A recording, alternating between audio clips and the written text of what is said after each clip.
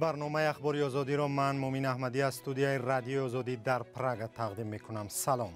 امروز 29 نوامبر است. حالا نگاه به چند موضوع برنامه. مقامات و نزدیکان 2 ماه باز روزیگل را جستجو میکنند. خانواده مادر جوان و خانواده شوهرش درباره ناپدید شدن او فرضیه های گوناگون دارند. وقتی که حالا سرپو گشی قصیه اینجا سیاه گردنش کندگی و گفته بگو من دختر تو در نامیتیم در پدر محکمه گفت. در جنگل در نزدیکی ولایت خارکوف جسد 20 سرباز روس را آشکار کردند. مقامات اوکراین میگویند جسدها را با جسدهای سربازان خود عوض میکنند. مقصد ما این است که جسد نظامیان روس با جسدهای نظامیان اوکراینی تبدیل کرده شود. روس‌ها به ما اجازه نمی‌دهند در رفته جسدهای سربازان اوکراینی را جمع کنیم. در دوشنبه راه‌های بازگردانیدن صلح به افغانستان را بررسی دارند. احمد مسعود هم در همایش امنیتی سخنرانی می‌کند.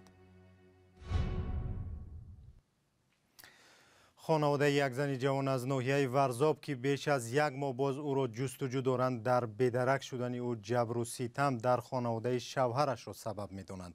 ادعایی که شوهر این زن رد می‌کند و می‌گوید همسرش برای معاینه به نزد طبیب رفت و دیگر برنگشت. همکاران ما سروناز روح الله و شهلای عبدالله با پیوندان این زن صحبت کردند. این مادر نزدیک به 2 ماه است که آمدن دخترش را انتظار است. دختر 22 ساله او 13 اکتبر از خانه شوهرش بیرون شده تا حال از او درکی نیست. او باری آخر 2 ماه پیش با دخترش تلفنی صحبت کرده است و با همین درباره او چیزی نمیداند. میگفتم بچه جان نقض زندگی سوزه خستم من میگو اپا مالی گفتم میگم اهمیت نمیتیم میگو من اپا میگو مالی سرت خم چیزی که میگن سرت خم کن ایستو گناهی من بود بردم زنم موند. روزیگل محمد سعید دختر این زن 3 سال پیش با جوانی از همسایه ده ازدواج کرده 2 کودک دارد. این خانواده ادعا دارند که دخترشان در خانه شوهر پیوسته آزار و اذیت میشد. یه بار اومد همینجا چیز قطعی همسایه شتگی بودم اومد سرفو کسی گفتم چه کاری بچه جان با گفت چینه که خوشتامون از گفتم خیلی وقتی که حالا سرپو گشی قصیه اینجا سیاه گردنش کندگی و گفته بگو من دختر تو در نامیتیم در پدر محکمه گفت به نام خدا منو همسایه من بودم بر کدام منو جنگ کرد نه خودم گفتم خیلی کنی گفتم خیلی میکنم سکی است. در حالی که والدان روزیگل از زندگی سخت دخترشان در خانواده شوهر شکایت دارند، شوهر او در یک تماس تلفنی جستجوی او را تصدیق کرد ولی گفت سبب بی‌درک شدن همسرش را نمیداند. من باید نداشتم چون این کار که ما نمیدونم در کار بودم من برام رفت. شوهر روزیگل در حالی از مناسبت خوب خانواده با همسرش صحبت می کند که والدان دختر میگویند دخترشان بارها از خشونت و بدرفتاری از سوی خوشدامنش به آنها شکایت کرده بود. آنها میگویند از خشونت نسبت دخترشان حتی ساکنان محله هم خبر داشتند. اما رئیس محله که روزیگل در آنجا زندگی میکند برعکس در بی‌درک شدن او خانواده پدرش را مقصر میدانند. من صنف 11 را تمام کرد سراز آمدن من دادم شانه رفت. دختری من یگام جا گم شدگی نیست. شهر را نمیدانست. دختری دیگه بود. حاضر تهمت کرد. جستجوی روزیگل تا این دم به نتیجه بوده است. بی‌درک شدن مادر 2 فرزند که به ادعای والدانش در خانه شوهر عذاب داشت در شب و روز رسانه می شود که در تاجیکستان معرکه 16 روزی علیه خشونت نسبت زنان ادامه دارد. زلیخا عثمانова پژوهشگر مسائل زنان میگوید تا زمانی که کلین‌های خانواده را مثل فرزند خود قبول نمی‌کنند زندگی کلین و خوشدامن زیر یک بام آسان نخواهد بود. کلین را لطکوب می‌کنند هم شوهرش هم خوشدامنش. این تماما از روی انصاف نیست. این را باید ما از بین بریم. پرسش ها در تاجیکستان نشان دادند که بیش از 70% مردان و زنان در تاجیکستان باور دارند که زن باید به خاطر حفظ عائله خشونت را تحمل کند. بر اساس آمار رسمی دوام 1 سال گذشته نزدیک 3,500 زن از زوراوری در خانواده شکایت کردند. این آمار نسبت به 1 سال پیش 1000 حالت بیشتر بوده است. حالا خانواده روزیگل امید دارند او در هر کجای هست ба назди кӯдаконаш бармегардад. кӯдаконе ки ҳанӯз аз бедарак шудани модар хабаре надоранд. додгоҳи ноҳияи исмоили сомонӣ муҳокимаи рӯзноманигор Абдусаттор Пирмуҳаммадзодаро муваққатан боз доштааст. додраси парванда аз додситонҳо хостааст шикояти ӯро дар бораи шиканҷа шуданаш дар идораи умури дохилии шаҳри Ваҳдат бисанҷанд. Пирмуҳаммадзода моҳи октябр дар номае шикоят кард ки зери азобу уқубат гуноҳро бар дӯш гирифт. ҳамкорам Мирзонабии Холиқзод мавзӯъро пайгирӣ кард ва дар студия бо мост.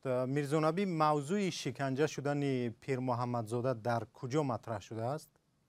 салом бинандагони гиромӣ, муъмин ёдат ҳаст ки Абдусаттор Пирмуҳаммадзода аз дохили маҳбас дар бораи шиканҷа шуданаш нома навишта буд ки хулосаи онро нашр карда будем. хонандагон огоҳ ҳастанд.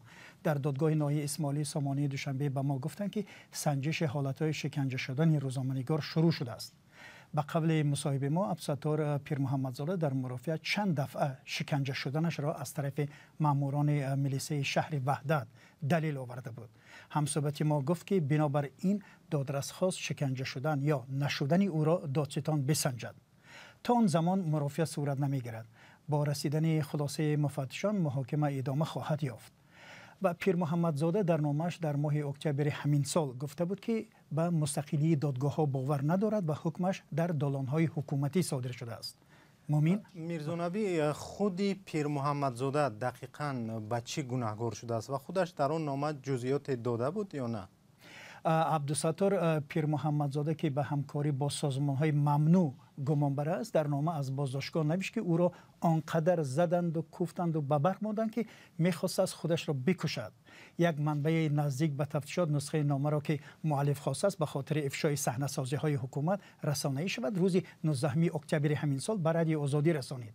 خودش در نامه نوشته است از روز اول زیر شکنجه بود تا اتهامی به قبلش بافته و ساخته ملیس را بر دوش بگیرد. او را به آن متهم کردند که گویا با رهبران سازمان ممنوع پیمان ملی نقشه آشوب در تاجیکستان را کشیده است. مسئولان این سازمان گفتند اتهام بی اساس است و پیرمحمدزاده در رادیو صدای دوشنبه و رسانه‌های حکومتی کار میکرد. روزنامه‌نگار 44 ساله و صاحب 4 فرزند 8 ایولی همین سال در زادگاه شهر وحدت دستگیر شده بود. در نیم سال اخیر در تاجیکستان 7 بلاگر روزنامه‌نگار دستگیر و یا زندانی شدند. بله. تشکر. میرزانبی خالقزاد بود که درباره پرونده بحث برانگیز عبدالستار پیرمحمدزاده روزنامه‌نگار بازداشت شده تاجیک صحبت میکرد.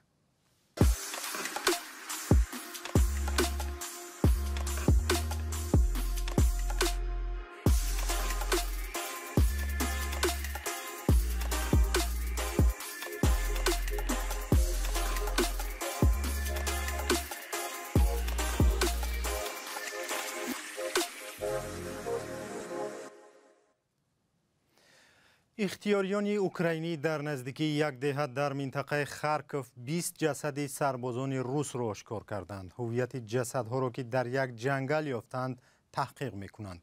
بعد انجام سنجش جسدها را اوکراین برای تبدیل با جسدهای سربازان اوکراینی بر روسیه میسپارد. خیرامان بقازاده گزارش میدهد.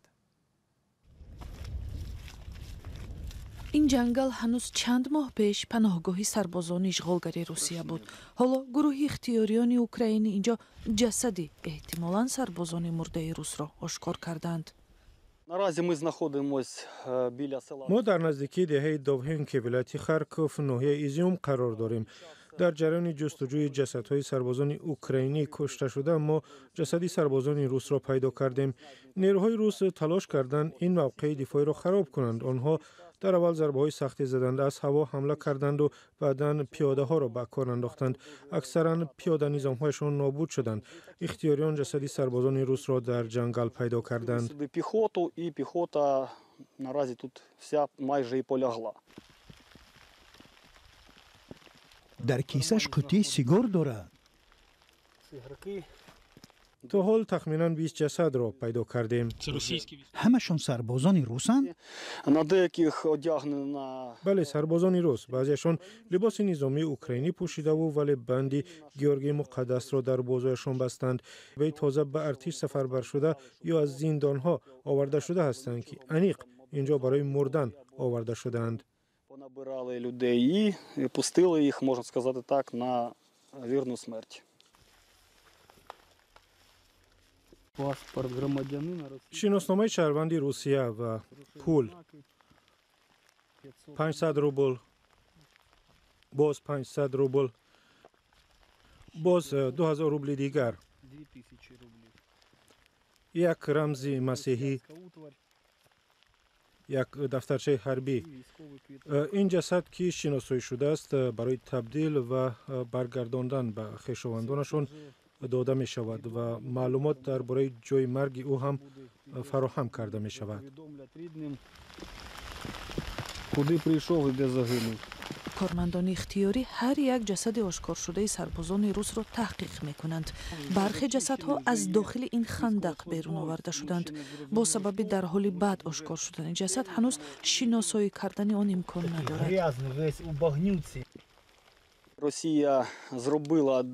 русия ба сари мо балои азим меовард. зидди мо ҷангро шурӯъ кард, шаҳрҳои моро хароб кард, мардуми моро кушт, вале мо дар ҳамин ҳолат ҳам одам буданро фаромӯш намекунем ва ҷасади низомиёни онҳоро ҷамъ мекунем. умедворем ки онҳо ҳам айни корро нисбат ба ҷасади низомиёни украинӣ хоҳанд кард. мақсади мо ин аст ки ҷасади низомиёни рус бо ҷасадҳои низомиёни украинӣ табдил карда шавад. русҳо ба мо иҷоза намедиҳанд рафта ҷасадҳои сарбозони украиниро ҷамъ кунем. онҳо ба ихтиёрони мо кафолати бехатарӣ намедиҳанд.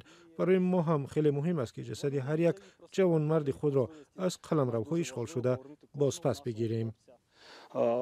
З окупованої території, які залишились там. мақомоти украинӣ гуфтанд ки аз июн то ноябр 663 ҷасади сарбози украинӣ баргардонида шуд. дар ҳамоиши дар душанбе мавзӯи сулҳ ва ташкили ҳукумати фарогир дар афғонистон баҳс шуд. толибон ки афғонистонро дар даст доранд ба он муттаҳам мешаванд ки ҳукумати як қавмро ташкил карданд. худи толибон ба ин нишаст наомаданд. қарор аст аҳмад масъуд раҳбари ҷабҳаи муқовимат фардо дар ҳамоиш иштирок кунад. баруд юсуфӣ ва алишер зарифӣ гузориш медиҳанд. чӣ гуна афғонистон метавонад аз бомбасти феълӣ раҳо ёбад? ин суоли асосии ҳамоиши байналмилалии амнияти ҳирот аст ки бори аввал дар хориҷа ва дар душанбе ҷараён дорад. дар он роҳҳои расидан ба низоми фарогир дар афғонистон баррасӣ гашт. коршиносон моделҳои гуногуни ҳалли ин мушкилиро ба миён гузоштанд. назифи шаҳронӣ, профессори донишгоҳи индианаи амрико, бо ишора ба пойбандии ҳукуматҳои афғонистон ба кӯмакҳои сиёсӣ, иқтисодӣ ва низомии ҷомеаи ҷаҳонӣ гуфт: марҳалаи аввалаш сохтани як комиссиони сулҳи байналмилалӣ барои афғонистон аст ки ӯ бояд در صدر از او شورای امنیت ملل متحد بوده باشه، در پهلویشان سازمانی های همکاری اسلامی و بعد از او جامعه اروپا و جامعه شانگهای. این چهار نهاد بسیار بزرگ بین المللی، یک اسلامی، دیگرش از جاهای دیگر و از علایق مختلف، اینا باید یک کمیسیونی صلح بین المللی را برای افغانستان بسازند و این کمیسیون میتونه فشارهای لازم بالای طالبان بیاره. وزیر پیشین کارهای خارجی افغانستان رنگین دادفر سپانتو مطمئن است که طالبان حکومت فراگیر را در افغانستان قبول ندارند. به قول او شیوه انتقال قدرت در وطنش باید به راه دیگر جریان گیرد و این به اراده سیاسی بستگی دارد. و اگر چنین اراده وجود نداشته باشد که تا وجود ندارد با کمال تأسف، مردم افغانستان ناگزیر هستند که به یک مبارزه مدنی و دموکراسی خواهانه به ایجاد یک حکومتی که از اراده مردم، حق انتخاب مردم برخواسته باشد نیاز دارند.